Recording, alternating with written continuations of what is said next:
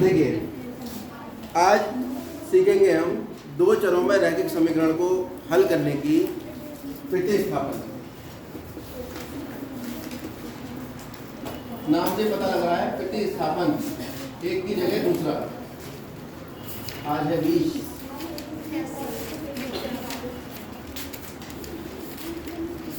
तो हमारे पास जो समीकरण होती है उसमें कितने चर होते हैं? कितने चर होते हैं? दो चर होते हैं। पहला सवाल, पहला पार्ट, 3x - y बराबर 3 और 9x - 3y बराबर 3। ये हमारे पास सवाल है और इसको हल करने के लिए हमें प्रयोग करनी है प्रतिस्थापन।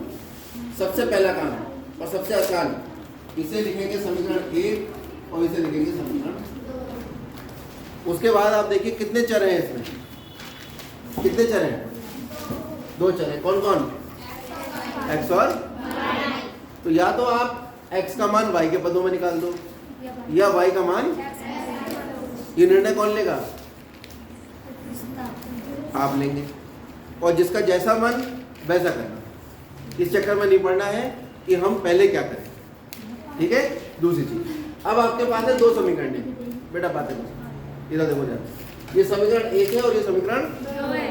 तो या तो आप समीकरण 1 को ले लीजिए या समीकरण 2, दोनों में से किसी एक समीकरण को आपको सॉल्व करना शुरू करना है। कौन सा समीकरण शुरू करें? तो इसमें समय गंवाने की जरूरत नहीं है, आप जो चाहे वो समीकरण लीजिए। ज्यादा आसान तो ये वाली लग रही है, क्यों? इसमें संख्याएं बड़ी बड़ी है। समीकरण 1 ले लेते, 3x - y बराबर 3। अब यहाँ पर दो चर है x और y, या तो x का मान y के पदों में निकाल लो या y का मान, कौन सा काम ज्यादा आसान है? चलो देख लेते हैं। ये y माइनस का इधर भेज दो, कितना हो जाएगा? ये 3 प्लस का इधर भेज दो, 3x - 3 बराबर। तो आप पूरे LHS को पूरे RHS से बदलने की पूरी आपके पास अधिकार है कि पूरे LHS को पूरे RHS से बदल दो, उसमें कोई निशान नहीं बदलने पर। जब आप एक एक करके लेके जाते हो, जैसे हम लेके गए -y था, इधर जाके कैसा हो गया? क्यों लेके गए -y को +y? क्योंकि जब हम मान निकालते हैं तो या तो y बराबर निकालते हैं या x बराबर। ठीक, अब जो आसानी से निकला है, मान लो x का मान निकालेंगे तो यहाँ 3 से भाग करना पड़ेगा, थोड़ा मुश्किल लग रहा है। यहाँ क्या हुआ? -y को उधर ले गए प्लस और +3 को उधर ले गए माइनस। y बराबर किसका मान निकला है? y का। किसके पदों में निकला है? तो आप दोनों समीकरणों में से एक समीकरण चुनेंगे, उसमें या तो x का मान y के पदों में निकालेंगे या y का मान x। हमने यहाँ कौन सा किसका मान किसके पदों में निकाला है? y का मान निकाला है किसके पदों में? ये निकालते ही इसको लिखते करेंगे हम समीकरण नंबर 3। ठीक है, अब विधि कौन सी है हमारी? क्या करना है हमें? प्रतिस्थापित करना है। किसको प्रतिस्थापित करना है? y को, और उसकी जगह क्या रखना है? जो y का मान है। क्या है y का मान? तो y का मान जब हम समीकरण में रखेंगे, अब कौन से समीकरण में रखेंगे? कितनी है हमारे पास? दो समीकरण। ये जो y का मान आया वो कौन से समीकरण से आया है? कौन से समीकरण से आया है? पहले या दूसरे? तो जो यहाँ से y का मान आया उसको उठा के रखेंगे दूसरी समीकरण, क्योंकि जिससे मान निकल के आया उसी में रख दोगे तो कुछ भी हासिल नहीं है। करके देखिए, ठीक है? तो हमने समीकरण 1 से y का मान निकाला है और कहाँ रखेंगे इसको? तो y का मान, ये y बराबर है y का मान, समीकरण कौन सी? 2 में रखने पर, या एक शब्द का प्रयोग मैं अभी कर देता हूँ, आगे से रखने पर ही कहूँगा, प्रतिस्थापित करने पर। तो समीकरण 2 पहले लिख लो, उसके बाद प्रतिस्थापित करेंगे। ठीक, किसका मान रख रहे हैं? जिसका मान रखते हैं केवल उसी को देखो, बाकी कुछ मत देखो। जिसका मान रखते हैं उसी जगह ब्रैकेट लगा दिया y की जगह। y का मान कितना है? इस ब्रैकेट में लिखिए। ये नियम है, जब भी हम किसी भी पद का, किसी भी चर का मान रखते हैं तो जिसका मान जहां रखते हैं उसकी जगह क्या लगा देते हैं? और उस ब्रैकेट में आप वो लिख दीजिए जो भी उसका मान। अरे बाजार जाते हो, 1 किलो चीनी लेके आते हो 40 रुपए की, तो 40 रुपए की 1 किलो चीनी। पहले पुराने ज़माने में क्या होता था? 1 किलो चीनी दो, 10 किलो गेहूँ ले लो। कोई मुद्रा तो होती नहीं थी, तो सिस्टम कैसे चलता था? 1 किलो चीनी 10 किलो आटे के बराबर हो गया या 10 किलो गेहूँ के बराबर हो गया। ऐसे ही गणित में चलता है। कि जो चीज बराबर है उन दोनों को एक जगह दूसरे की जगह प्रतिस्थापित कर सकते हैं। बात समझ आ रही है? अब इसे हल करिए। क्या फायदा हुआ प्रतिस्थापित करने से? आपका समीकरण जो x और y में था वो केवल किस में आ गया? केवल पूरा जैसी y की जगह मान रखोगे वो y का मान है x के पदों में, और जैसे आपने y की वैल्यू रखी पूरी समीकरण आपकी किस में बन गई? क्या फायदा होगा इससे? अब ये तो रैखिक समीकरण बन गई एक चर में, जो कक्षा 7 में आपने पढ़ी थी। कितने बच्चों को याद है एक चर में रैखिक समीकरण हल करना? थोड़ा थोड़ा याद, और किसी को याद नहीं है? आज से सीख लो। पहले हल करो ब्रैकेट 9x प्लस माइनस, जिसका कोई निशान नहीं, प्लस होता है माइनस, 3 दिया माइनस माइनस प्लस, 3 3 9। अब ये है 9 माइनस 9 कितना हुआ? 0 प्लस 9 बराबर 9, 9 बराबर 9। कौन से समीकरण में रखवा दिया? अब यहां से जैसे हमने मान रखा, हम देख रहे हैं कि यहाँ x का मान आ ही नहीं रहा। क्या आ रहा है? 9 बराबर 9। ये जो स्थिति आएगी जिसमें हम x का मान, एक चर का मान उठाकर, हाँ क्या मसला है बताओ सर? उन्होंने भेजा था उनको, शॉर्ट में बताओ क्या काम क्या है? वो प्रीवियस काम के बारे में बोला था। प्रीवियस फॉर्म बेटा सोमवार से मिलेगा। सोमवार को मिलेगा। जब भी ऐसी स्थिति आएगी जिस स्थिति में आप y का मान रख रहे हैं और x का निकल के ही नहीं आ रहा है, विशेष स्थिति है, कम से कम 100 सवालों में कोई एक ही सवाल ऐसा मिलेगा जिसमें ये स्थिति उत्पन्न हो जाएगी। और कभी कभी ऐसा होगा कि मान रखोगे तो यहाँ 5 बराबर 9 आ जाएगा, लेकिन यहाँ पे क्या आ रहा है? 9 बराबर 9। यानी ये कैसी बात है? सत्य बात है, लेकिन चरों का मान निकल कर नहीं आ रहा। ये केस होता है संपाति के लिए। किसके लिए होता है? उसमें समझ जाइए कि x और y के प्रत्येक मान के लिए ये समीकरण संतुष्ट होती हैं, क्योंकि समीकरण कैसी है एक दूसरे के। 3 केस बताए थे, चलो चेक कर लेते हैं, चेक कर लेते। एक बताया था, ये समीकरण थी a1x plus b1y plus c1 बराबर 0। दूसरी थी a2x plus b2y plus c2 बराबर 0। फिर आपका था a1 बटे a2 बराबर नहीं है b1 बटे b2। ये कैसी रेखाएं होती थी? प्रतिच्छेद। और अगर a1 बटे a2 बराबर b1 बटे b2 बराबर नहीं होता था c1 बटे c2, तो कैसी रेखाएं होती थी?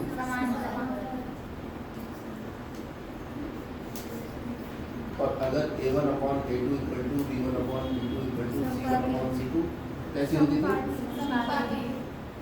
जो हल निकल के आएगा वो केवल इनका निकल के आएगा, प्रतिच्छेदी। इनका हल निकल कर, इसका तो होता ही नहीं, इसका तो होता ही नहीं, और ये संपाती होती है। ठीक है, तो आपके पास हल किसका निकल कर आएगा? केवल। अब आप जांच कर लीजिए, ये वाली जो समीकरण है ये प्रतिच्छेदी रेखाएं नहीं होंगी, ये या तो ये वाली होंगी, ये जांच करते हैं, क्योंकि हमारा हल निकल कर नहीं आया, हम किसी निर्णय में नहीं पहुंचे। अब हम कर लेते हैं इनकी जांच। 3x माइनस वाई माइनस 3 बराबर 0, 3 को इधर ले आए। ये 9x माइनस 3y माइनस 9। बताओ a1 अपॉन a2 कितना आएगा इसमें? ठीक है, तो सॉल्व करोगे तो कितना आ गया? b1 अपॉन b2 कितना आएगा? b1 क्या हुआ आप देखो ना, b1 b2 किसके गुणांक है? पहले समीकरण में y का गुणांक b1 है, कौन है सोनाक्षी? ठीक, तो यहाँ y का गुणांक क्या है?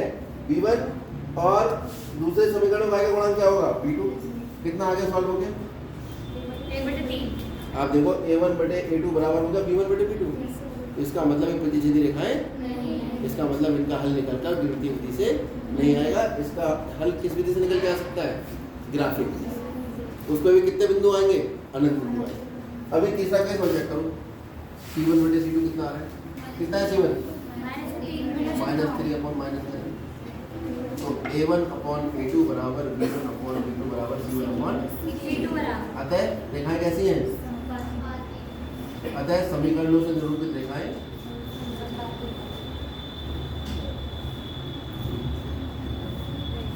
कैसी रेखाएं हैं? संपाती रेखाओं में कितने हल होते हैं? और जबकि रैखिक समीकरण युग्म जो हल करते हैं तो कितने हल निकल के आते हैं?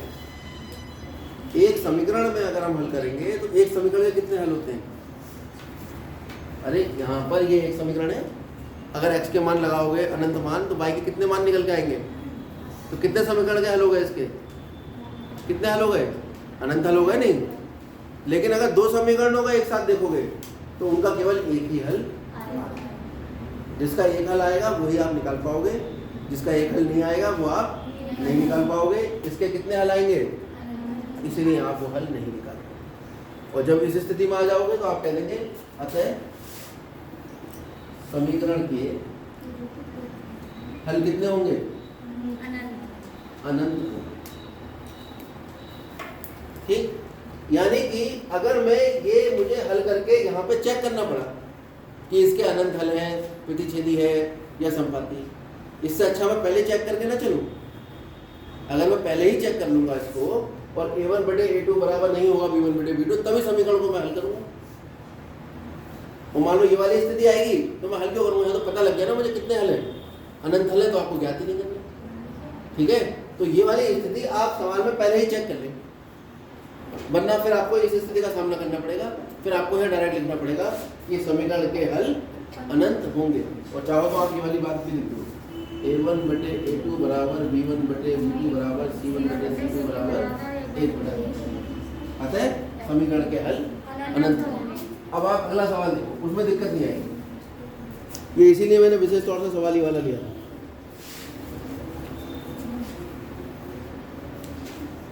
सवाल देखते हैं हम पहले का पहला। पहला सवाल हमेशा आसान होता है।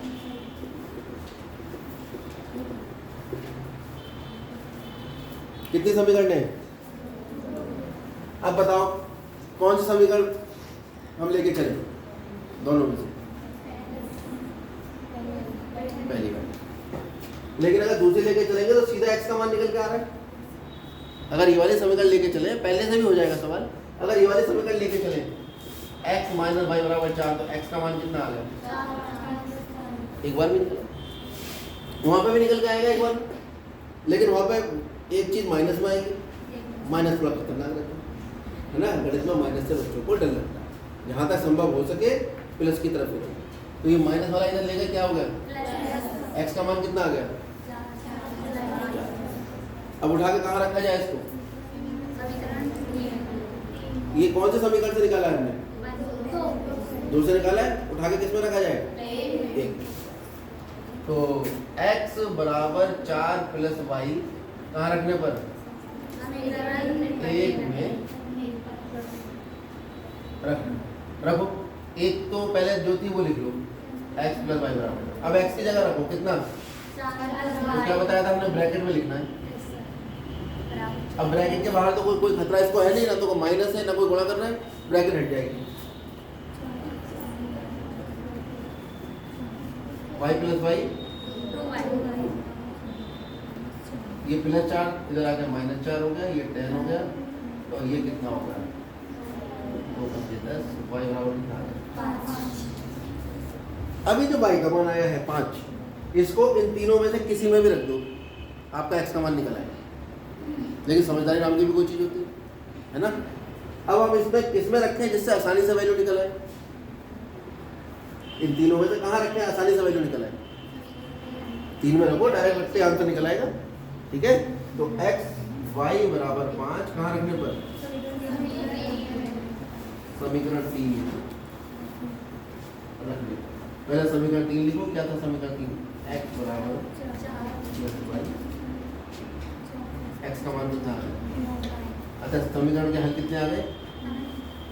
अच्छा, समीकरण युग्म का हल एक आया x बराबर 9 और दूसरा आया y बराबर 5। और बिंदु रूप में लिखेंगे तो कैसे लिखेंगे? 9,5। और अगर हम इसे उस विधि से हल करें जो हमने कल पढ़ी थी या परसों पढ़ी थी, तो फिर हम पहले इसका ग्राफ बनाएंगे, फिर इसका ग्राफ बनाएंगे। वो दोनों जहाँ एक दूसरे को काटेंगे वो बिंदु उसका हल होगा, वो बिंदु ये निकल के आएगा 9,5। उसमें हमें ग्राफ बनाना पड़ रहा था और यहाँ हम सीधे अलजेब्रिक मेथड से डायरेक्ट आंसर निकालेंगे। कोई दिक्कत किसी को? समझ आ गया ये? आगे इसके जो आगे के सवाल है वो मैंने सुबह करा दिए हैं, वो वीडियो आज मैं डाल दूंगा, तो वहीं से देख के कर लेना। अब हम आगे बढ़ जाते हैं।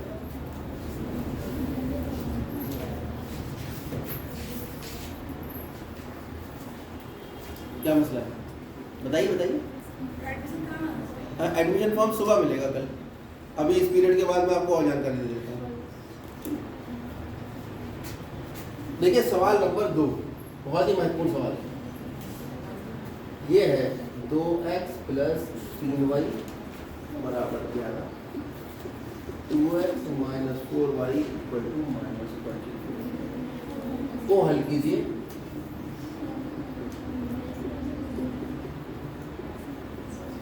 ये सवाल है आपका। और m बराबर ज्ञात कीजिए यदि y बराबर mx+। ये सवाल 2 समीकरण दिए हैं, उन्हें आपको हल करना है और उनको हल करके x और y के मान निकालने हैं। और ये मान निकालने के बाद आपको इस समीकरण का प्रयोग करके इसका मान निकालना है m का। समझ आ गया? तो पहला स्टेप तो यही है कि अपने दिमाग में ही कैलकुलेट करो a1/a2 b1/b2। a1/a2 कितना आएगा? ऐसे 1, 2/2 1 आएगा। b1/b2 कितना आएगा? 3/-। क्या दोनों बराबर है? नहीं।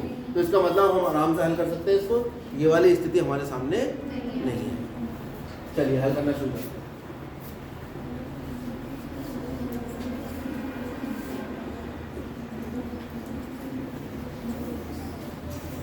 इसमें आप चाहे समीकरण 1 को लेकर हल करिए, चाहे समीकरण 2 को लेकर हल करिए, ये आपके ऊपर निर्भर करता है। बताओ कहाँ से हल करें? 1 से हल करें, 2 से? 1 से? चलो 1 से करो। ये समीकरण 1, समीकरण 2, समीकरण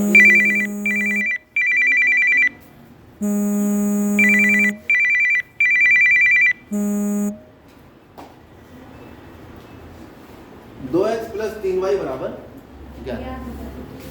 या तो x का मान निकलेगा इसके पदों में, या y का मान निकलेगा, और दोनों ही मुश्किल है। ठीक है? अब जब दोनों ही चीजें मुश्किल है तो आप जैसे चाहे वैसे कर लीजिए। तो यहां से 2x का मान निकालिए।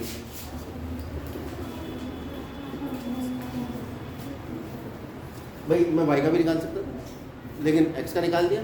ये डिसीजन आप ले लीजिए, आपको कोई समस्या नहीं है। हर बच्चे का उत्तर करने का तरीका अलग होगा, लेकिन सवाल का उत्तर एक ही आएगा, नंबर दोनों पे मिलेगा। ठीक है? आप चाहो तो अपनी प्रैक्टिस अगर बहुत अच्छे से करनी है, क्योंकि एनसीईआरटी में सवाल कम है, दोनों तरीके से करो। तो पहला तरीका हम ले रहे हैं कि ये 3y है, इसको इधर ले गए तो कैसा हो गया? -3y। अब 2x = 11 - 3y। अब x को अकेला करना है, x का मान निकालना है। क्या करना पड़ेगा? ये 2 गुणा कर रहा है, इधर आके क्या करेगा? कैसे करेगा? भाग का मतलब क्या होता है? बटे होता है।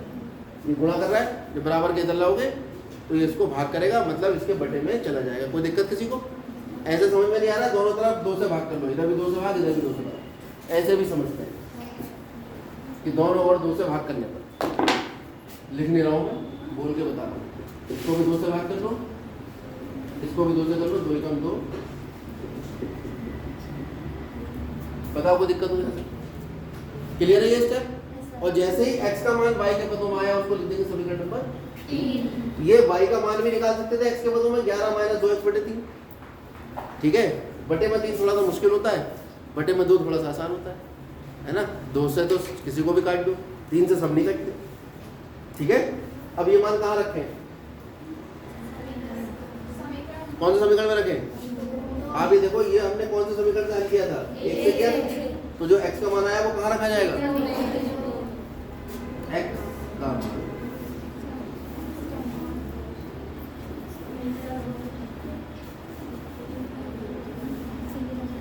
क्या है रखने का तरीका? पहले समीकरण 2 लिख लो, क्योंकि ये क्योंकि का निकाल होता है।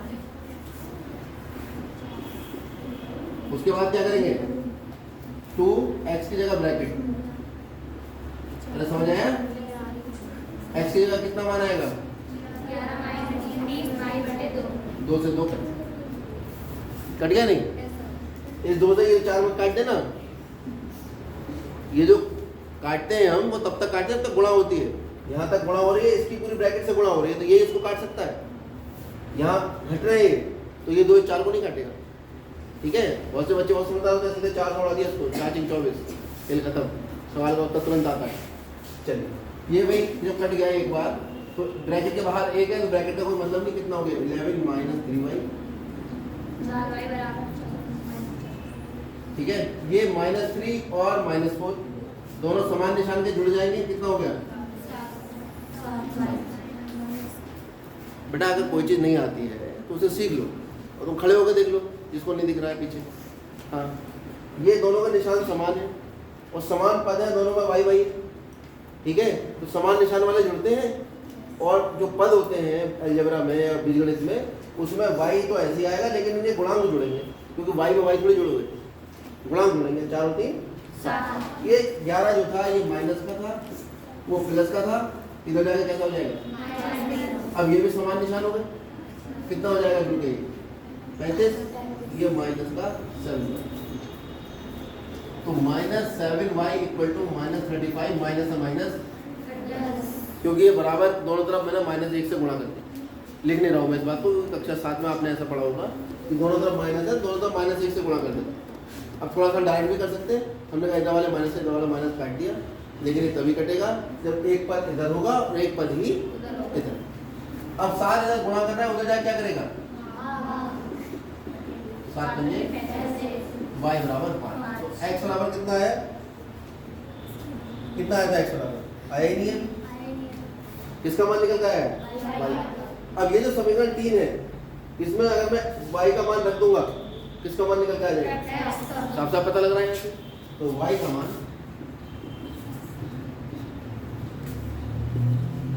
समीकरण 3, पहले x का मान लिख लो, था क्या 11 माइनस 3y अपॉन 2, 11 माइनस 3 गुणा y का मान कितना था 5। अब कुछ बच्चे ये कहेंगे अभी तो आपने कहा था कि मान ब्रैकेट में रखना है ना, अब यहाँ आपने बिना ब्रैकेट के रख दिया, तो आप चाहें तो y का मान ब्रैकेट में रख सकते हो। ठीक है, लेकिन इसके पीछे क्योंकि गुणा कर रहा है तो बिना ब्रैकेट के भी रखोगे तो कोई फर्क नहीं पड़ेगा। कितना हो गया 11 माइनस 5 3 जा 15 अपॉन 2, 11 माइनस 15 कितना हो गया -4 अपॉन, कितना आ गया माइनस। तो x बराबर -2 तथा y बराबर 5, समीकरण ये हो गया।